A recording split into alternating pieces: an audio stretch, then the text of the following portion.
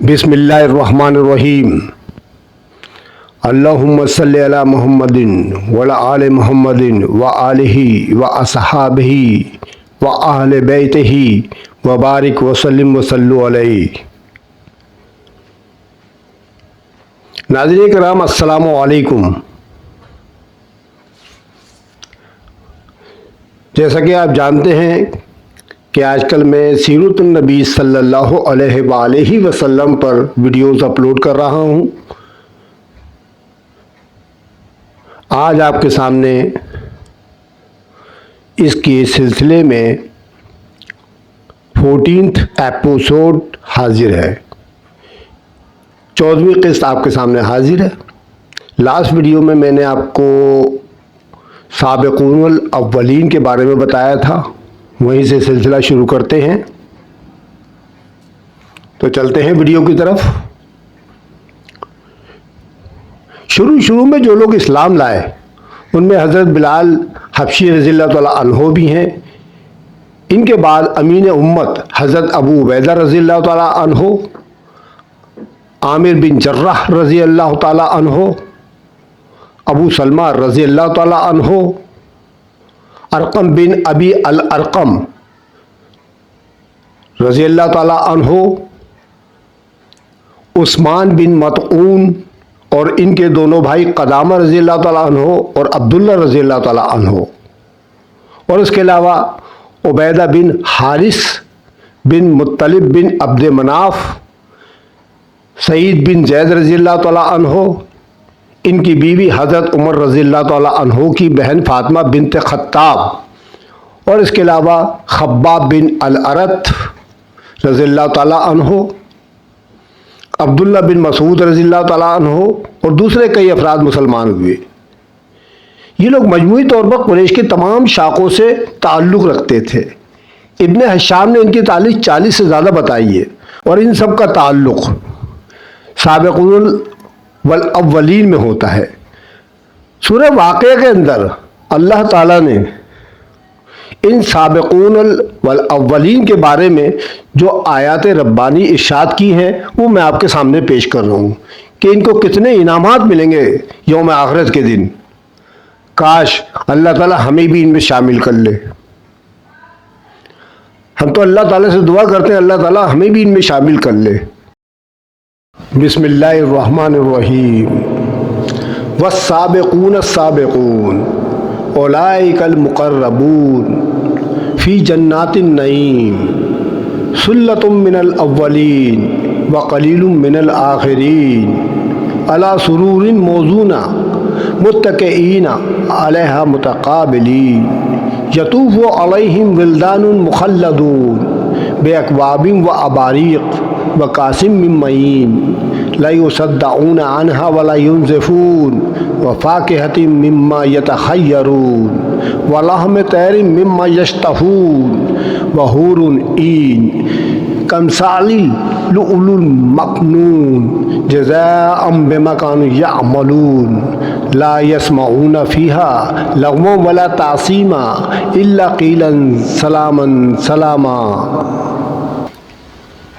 इब्ने इसहाक़ का बयान है कि इसके बाद बहुत से मर्द और औरतें इस्लाम में जमात दर जमात दाखिल हुए, यहाँ तक कि मक्के में इस्लाम का जिक्र फैल गया और लोगों में इसका चर्चा भी हो गया।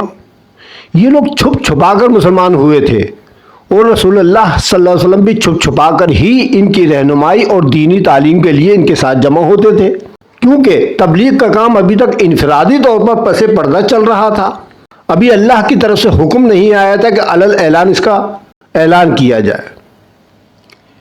सूरह मुदस्सिर की इब्तिदाई आयात जो मैंने आपके सामने तिलावत की थी पिछले वीडियोस में, उनकी जो इब्तिदाई आयात थी वो मैं आपके सामने फिर तिलावत कर देता हूँ।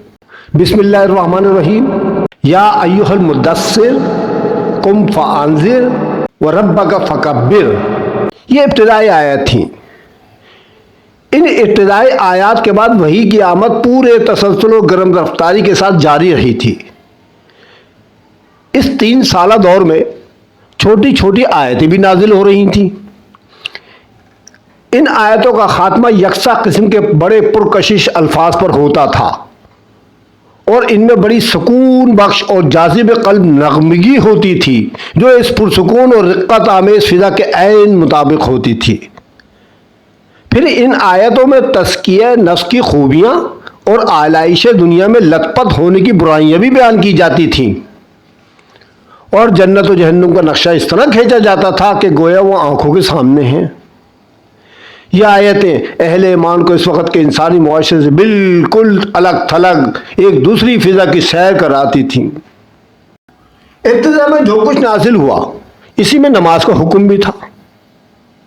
مقاتل بن سلمان کہتے ہیں کہ اللہ تعالیٰ نے ابتدائے اسلام میں 2 رکعت صبح اور 2 رکعت شام کی نماز فرض کی، کیونکہ اللہ تعالیٰ کا ارشاد ہے وَسَبِّحْ بِحَمْدِ رَبِّكَ بِالْعَشِيِّ وَالْأَبْكَارِ، صبح اور شام اپنے رب کی حمد کے ساتھ اس کی تسبیح کیا کرو۔ ابن حجر کہتے ہیں کہ نبی کریم صلی اللہ علیہ وآلہ وسلم اور اسی طرح آپ صلی اللہ علیہ وسلم کے صحابہ کرام واقعہ معراج سے پہلے قطعی طور پر نماز پڑھتے تھے۔ البتہ اس میں تھوڑا اختلاف ہے کہ نماز پنجگانہ سے پہلے کوئی نماز فرض تھی یا نہیں۔ کچھ لوگ کہتے ہیں کہ سورج کے طلوع اور غروب ہونے سے پہلے ایک ایک نماز فرض تھی۔ حارث بن اسامہ رضی اللہ تعالیٰ عنہ نے حضرت زید بن حارثہ سے یہ حدیث روایت کی ہے کہ رسول اللہ صلی اللہ علیہ وسلم پر ابتداً جب وحی آئی تو آپ صلی اللہ علیہ وسلم کے پاس حضرت جبرائیل علیہ السلام تشریف لائے۔ آپ صلی اللہ علیہ وسلم کو وضو کا طریقہ سکھایا۔ جب وضو سے فارغ ہوئے تو ایک چلو پانی لے کر شرمگاہ پر بھی چھینٹا مارا۔ ابن ماجہ نے بھی اس مفہوم کی حدیث روایت کی ہے۔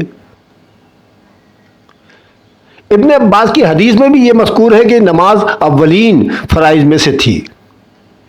ابن ہشام کا بیان ہے کہ نبی کریم صلی اللہ علیہ وسلم اور صحابہ کرام نماز کے وقت گھاٹیوں میں یعنی پہاڑوں پر چلے جاتے تھے اور اپنی قوم سے چھپ کر نماز پڑھتے تھے۔ یہ 3 سالہ دور کی باتیں بتا رہا ہوں میں آپ کو۔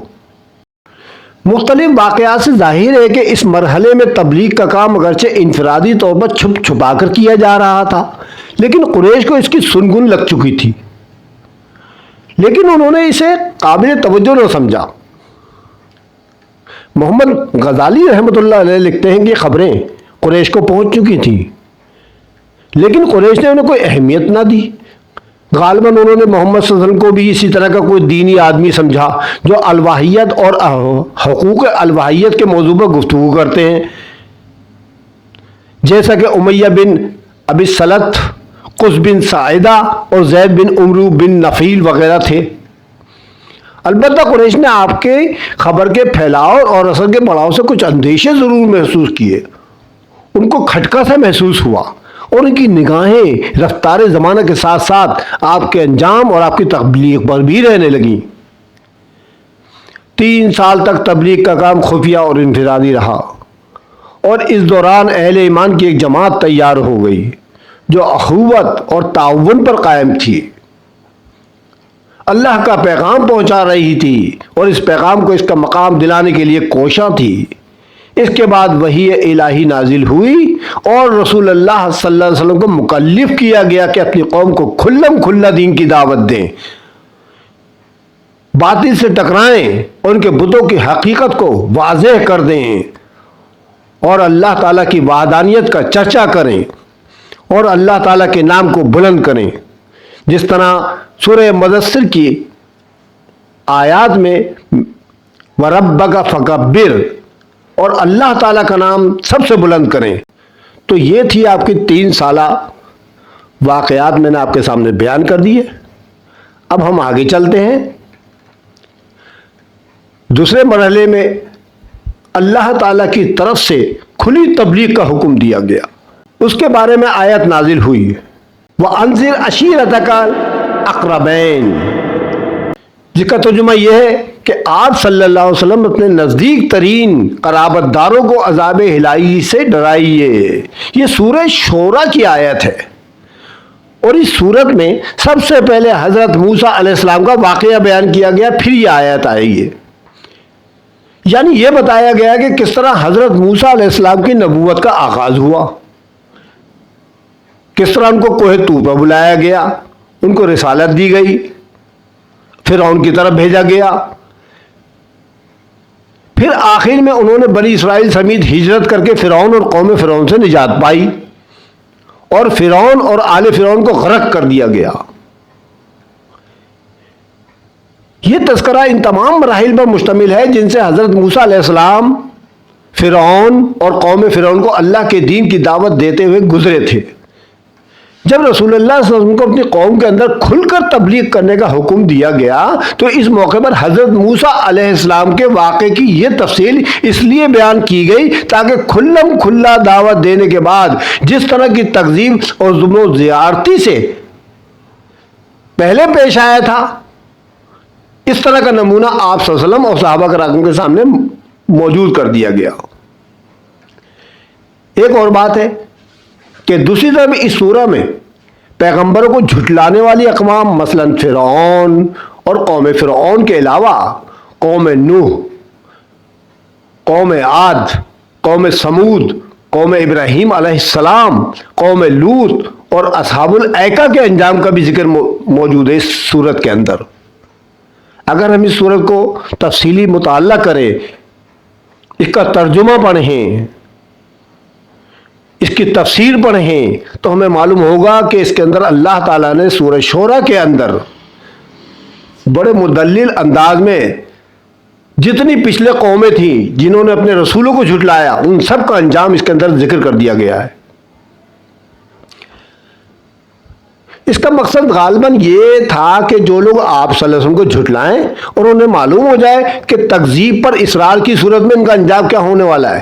یعنی آسان الفاظ میں ہم یہ کہہ سکتے ہیں کہ حضرت محمد صلی اللہ علیہ وآلہ وسلم اور صحابہ کرام کی تسلی کے لیے اللہ تعالیٰ نے سورہ شعراء کی یہ آیات الہیہ جو نازل کری تھی، اس کا مقصد یہی تھا کہ حضور اکرم صلی اللہ علیہ وسلم اور تمام صحابہ کرام کو، ان کے ساتھ ساتھ تمام کافروں کو، یعنی قریش والوں کو، کافروں کو جتنے بھی تھے بتوں کی پرستش کرنے والے، ان سب کو بھی معلوم ہو جائے کہ اگر انہوں نے حضرت محمد صلی اللہ علیہ وسلم کی تکذیب کی تو جس طرح پچھلے رسولوں کی قوموں پر عذاب الہی نازل ہوا تھا، اسی طرح ان کے اوپر بھی عذاب الہی نازل ہو جائے گا اور ان کا انجام بہت بھیانک ہوگا،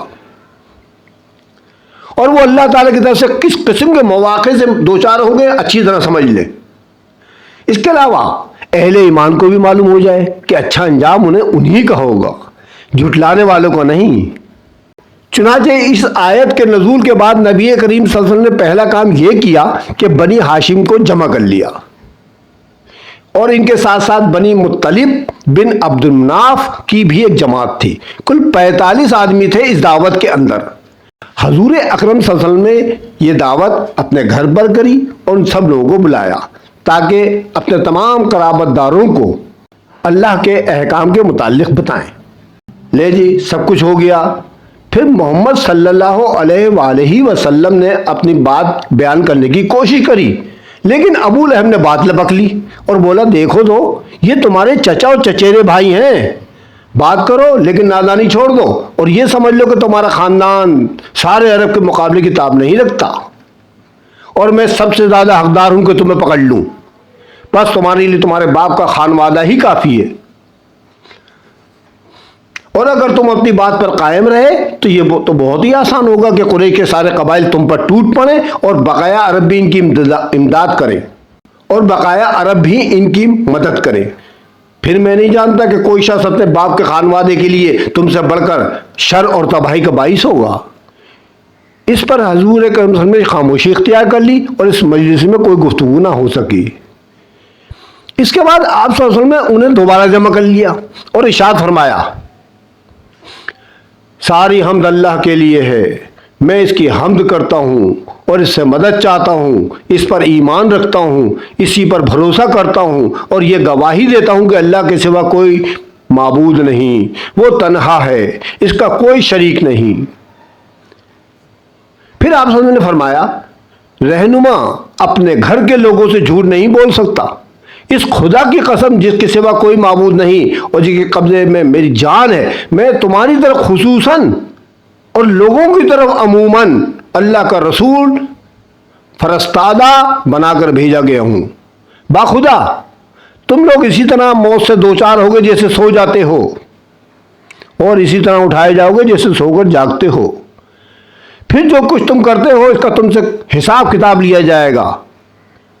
اس کے بعد یا تو ہمیشہ کے لیے جنت ہے یا ہمیشہ کے لیے جہنم۔ اس پر ابو طالب نے کہا ہمیں تمہاری معاونت کس قدر پسند ہے، تمہاری نصیحت کس قدر قابل قبول ہے، ہم تمہاری بات کسی قدر سچی جانتے مانتے ہیں، اور یہ تمہارے والد کا خاندان ہے، یہ یہاں پر جمع ہے اور میں بھی ان کا ایک فرد ہوں۔ فرق اتنا ہے کہ میں تمہاری پسند کی تکمیل کے لیے ان سب سے آگے آگے ہوں، لہذا تمہیں جس بات کا حکم ہوا ہے اسے انجام دو۔ باخدا میں تمہاری مسلسل حفاظت و اعانت کرتا رہوں گا، البتہ میری طبیعت عبد المطلب کا دین چھوڑنے پر راضی نہیں ہے۔ ابو لہب نے کہا خدا کی قسم یہ بہت بڑی برائی ہے، اس کے ہاتھ دوسروں سے پہلے تم لوگ خود ہی پکڑ لو۔ اس پر ابو طالب نے کہا خدا کی قسم جب تک جان میں جان ہے ہم ان کی حفاظت کرتے رہیں گے۔ تو جناب یہ تھے 3 سالہ دور کے بعد کے جو واقعات پیش آئے تھے جب حضور اکرم صلی اللہ علیہ وآلہ وسلم کو علل اعلان اپنے اقربا کو، اپنے رشتہ داروں کو تبلیغ کا حکم دیا گیا۔ وہ میں نے آپ کے سامنے حالات بیان کر دیے۔ اب اگلی ویڈیو میں آپ کے سامنے کوہ صفا پر جب حضور اکرم صلی اللہ علیہ وآلہ وسلم نے عرب کے سامنے علل اعلان کلمۃ الحق پڑھا، اس کا واقعہ آپ کے سامنے پیش کیا جائے گا۔